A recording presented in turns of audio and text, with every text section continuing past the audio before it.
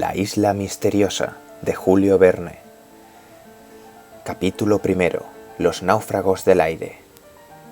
¿Remontamos? No, al contrario, descendemos. Mucho peor, señor Ciro, caemos. ¡Vive Dios! ¡Arrojad lastre! ¡Ya se ha vaciado el último saco!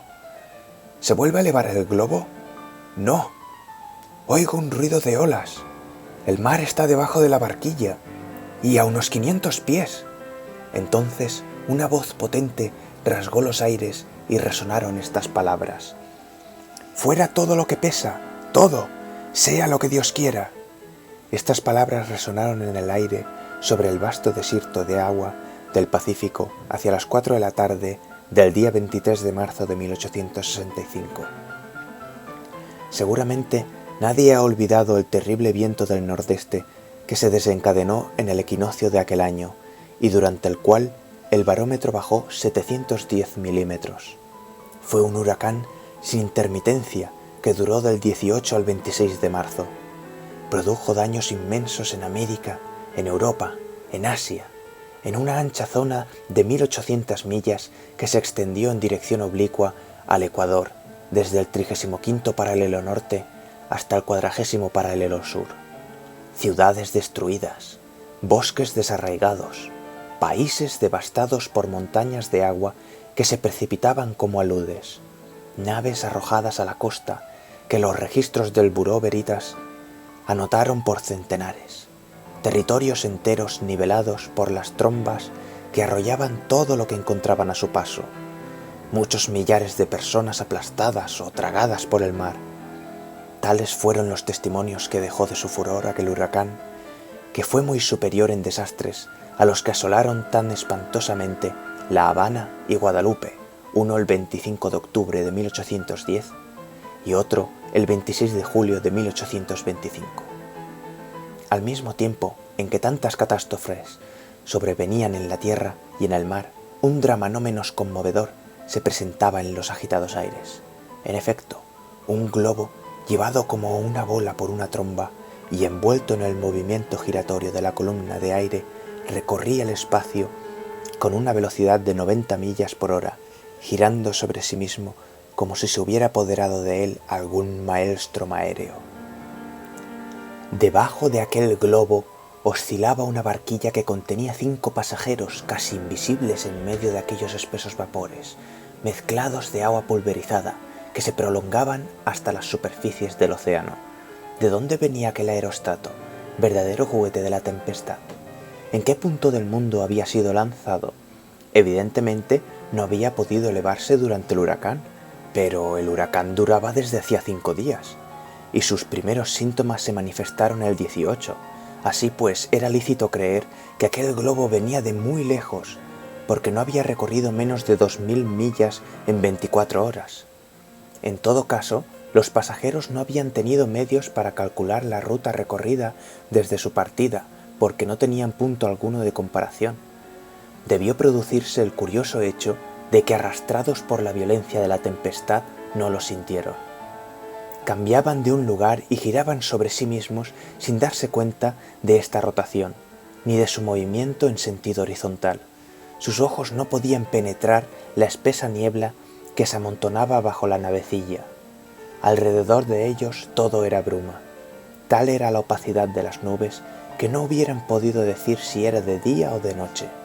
Ningún reflejo de luz, ningún ruido de tierras habitadas, ningún mugido del océano había llegado hasta ellos en aquella oscura inmensidad, mientras se habían sostenido en las altas zonas. Solo su rápido descenso había podido darles conocimiento de los peligros que corrían encima de las olas. No obstante, el globo, libre de pesados objetos tales como municiones, armas, provisiones, se había elevado hasta las capas superiores de la atmósfera a una altura de 4500 pies. Los pasajeros, después de haber reconocido que el mar estaba bajo la barquilla, encontrando los peligros menos temibles arriba que abajo, no habían vacilado en arrojar por la borda los objetos más útiles y tratando de no perder nada de aquel fluido, de aquel alma de su aparato que les sostenía sobre el abismo. Transcurrió la noche en medio de inquietudes que hubieran sido mortales para otras almas menos templadas. Llegó después el día, y con el día el huracán mostró tendencia a moderarse. Desde el principio de aquel día, 24 de marzo, hubo algunos síntomas de calma. Al alba, las nubes más vesiculares habían remontado hasta las alturas del cielo. En algunas horas, la tromba fue disminuyendo hasta romperse. El viento del estado de huracán pasó a gran fresco, es decir, que la celeridad de traslación de las capas atmosféricas disminuyó la mitad. Era aún así lo que los marineros llaman una brisa a tres rizos, pero la mejoría en el desorden de los elementos no fue menos considerable. Hacia las 11, la parte inferior del aire se había despejado mucho. La atmósfera despedía esta limpidez húmeda que se ve, que se siente después del paso de los grandes meteoros. No parecía que el huracán hubiese ido más lejos en el oeste. Al contrario, parecía que se había disipado por sí mismo. Tal vez se había desvanecido en corrientes eléctricas, después de la rotura de la tromba, como sucede a veces a los tifones del Océano Índico. Pero hacia esa hora también se pudo comprobar de nuevo que el globo bajaba lentamente por un movimiento continuo en las capas inferiores del aire. Parecía que se deshinchaba poco a poco y que su envoltura se alargaba dilatándose, pasando de la forma esférica a la forma oval. Hacia el mediodía, el aerostato se cernía a una altura de 2000 pies sobre el mar. Medía 50.000 pies cúbicos y gracias a su capacidad había podido mantenerse largo tiempo en el aire, bien porque hubiese alcanzado grandes latitudes, bien porque se había movido siguiendo una dirección horizontal. En aquel momento, los pasajeros arrojaron los últimos objetos que aún pesaban en la barquilla, los pocos víveres que habían conservado, todo, hasta los pequeños utensilios que guardaban en sus bolsillos, y uno de ellos, alzándose sobre el círculo en el que se reunían las cuerdas de la red, trató de atar sólidamente el apéndice inferior del aerostato. Era evidente que los pasajeros no podían mantener más el globo en las zonas altas y que les faltaba gas. ¿Estaban pues perdidos? En efecto, no era ni un continente ni una isla lo que se extendía bajo de ellos. El espacio no ofrecía ni un solo punto para aterrizar, ni una superficie sólida en la que su áncora pudiese morder. Era el inmenso mar, cuyas olas se chocaban con incomparable violencia.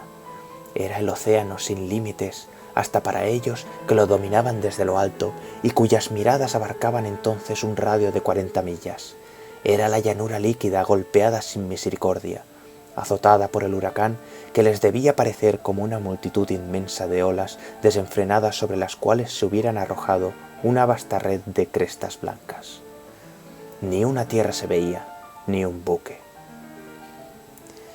Era menester, pues, a toda costa, detener el movimiento de descenso para impedir que el aerostato se hundiese en medio de las olas, y en esa a todas luces urgente operación se ocuparon los pasajeros de la barquilla.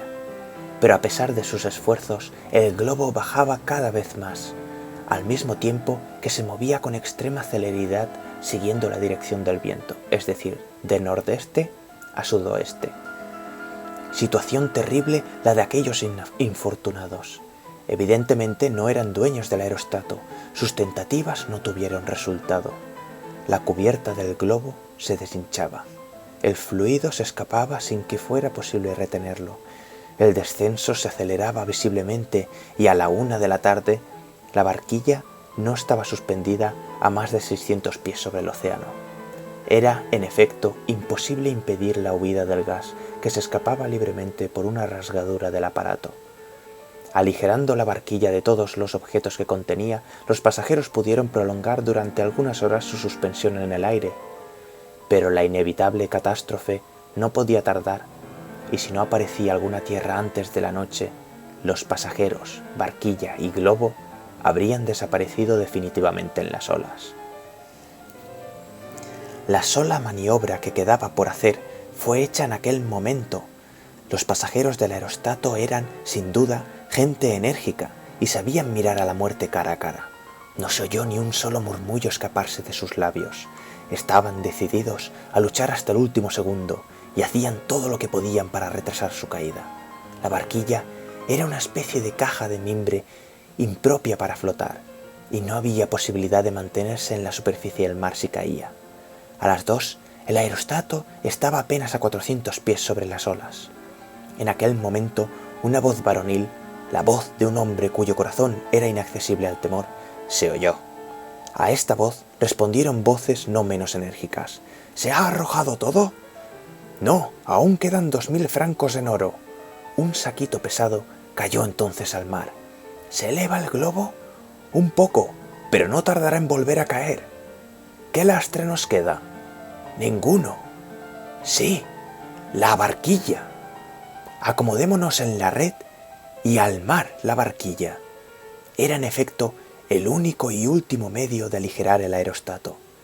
Las cuerdas que sostenían la barquilla al círculo fueron cortadas y el aerostato, después de la caída de aquella, remontó 2000 pies. Los pasajeros se habían metido en la red encima del círculo y se sostenían en los hilos de las mallas mientras miraban el abismo. Es conocida la sensibilidad estática de los aerostatos. Bastaba arrojar el objeto más ligero para provocar un movimiento en sentido vertical. El aparato, flotando en el aire, obra como una balanza de exactitud matemática.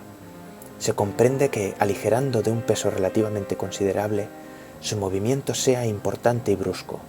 Fue lo que pasó en aquella ocasión, pero después de estar un instante equilibrado en las zonas superiores, el aerostato volvió a descender. El gas se escapaba por una rasgadura imposible de reparar. Los pasajeros habían hecho todo lo posible. Ningún medio humano podía salvarles.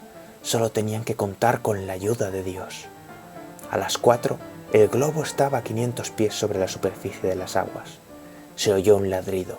Un perro que acompañaba a los pasajeros estaba asido cerca de su dueño, a las mallas de la red. —¿Top ha visto alguna cosa? —exclamó uno de los pasajeros. Poco rato después, se oyó una voz fuerte que decía: —¡Tierra! ¡Tierra! El globo, arrastrado sin cesar por el viento hacia el sudoeste, después del alba había franqueado una distancia considerable, unos centenares de millas, y una tierra elevada acababa en efecto de aparecer en aquella dirección. Pero aquella tierra se encontraba aún a 30 millas a sotavento. Faltaba más de una hora para llegar a ella, con la condición de no desviarse. ¡Una hora! ¿No se habría escapado ya el fluido que les quedaba? Este era el problema. Los pasajeros veían distintamente aquel punto sólido que era menester alcanzar a toda costa. Ignoraban lo que era, isla o continente, porque apenas sabían hacia qué parte del mundo el huracán los había arrastrado. Pero aquella tierra, estuviese o no habitada, fuera o no hospitalaria, era su único refugio. Cerca de las 4, el globo no podía sostenerse. Rozaba la superficie del mar.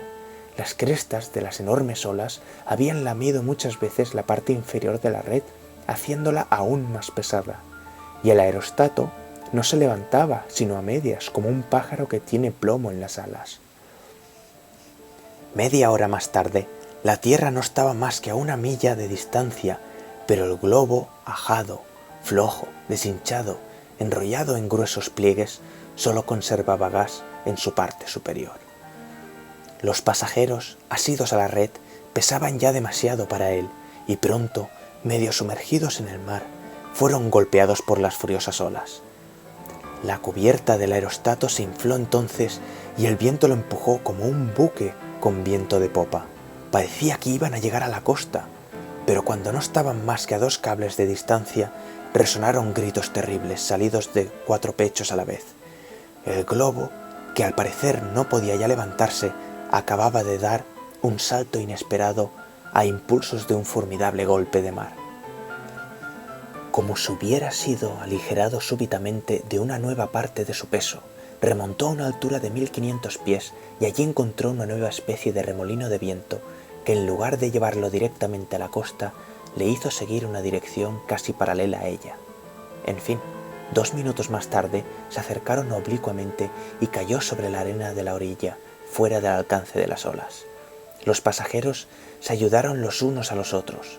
Lograron desprenderse de las mallas de la red. El globo, libre de aquel peso, fue recogido por el viento y como un pájaro herido que encuentra un instante de vida, desapareció en el espacio. La barquilla contenía 5 pasajeros más un perro, y el globo solo había arrojado 4 sobre la orilla. El pasajero que faltaba había sido evidentemente arrebatado por el golpe de mar que, dando de lleno en la red, había permitido al aparato, aligerado de peso, llegar a tierra. Apenas los 4 náufragos, se les puede dar ese nombre, habían tomado tierra. Todos, pensando en el ausente, exclamaron: «Quizá podrá ganar la orilla a nado. ¡Salvémoslo! ¡Salvémoslo!».